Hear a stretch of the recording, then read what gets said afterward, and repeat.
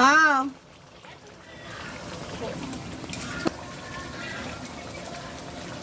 সকালটা শুরু হয় কি সুন্দর, তাই না? তারপর থেকে প্যারা আর প্যারা।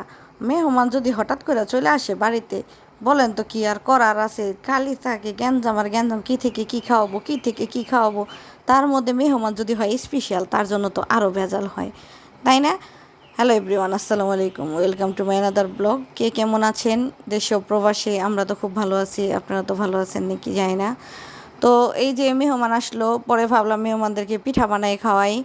আর হইতেছে ই গরুর মাংস, তাই পিঠা বানাইতেছিলাম, চিতই পিঠা। তার সাথে আবার পাটিসাপটাও ছিল। আসছিল হলো ননদের হাজবেন্ড বেড়াইতে, তো ভাবলাম যে আসছে যেহেতু, তাদের সাথে আমাদের একটু খাওয়া হয়ে যাবো। দেখেন আমার পিঠাগুলো কি সুন্দর হয়েছে না? দেখছেন কি সুন্দর পিঠা? আমি কি সুন্দরভাবে এই চালের গুঁড়া আয়না, মানে এই মেশিন থেকে ভাঙাই না, কি সুন্দর পিঠা হয়। এক একজন বলে চিতই পিঠা হয় না। আমার চিতই পিঠা কে কে নজর দেন তো, তারপর তো পিঠা হয়। পিঠা তো আর হওয়া বন্ধ থাকে না।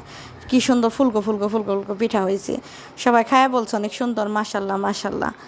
তারপরে এই যে এই পিঠা বানাইতেছিলাম, তো দেখতেছিলাম। আর এই যে মাংস রান্না করছি, এগুলি সবাই মিলে খাইতেছিল।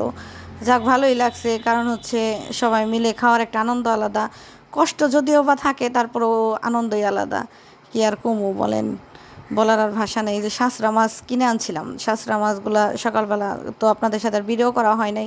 সকালবেলা কিনে এনে কেটে ধুয়ে পরিষ্কার করে এই যে রান্না করতেছিলাম। এটা রান্না করছিল ধুন্দুল দিয়ে, আলু দিয়ে। দেখেন ধুন্দুলে এক ফোঁটাও পানি দিয়ে নেই।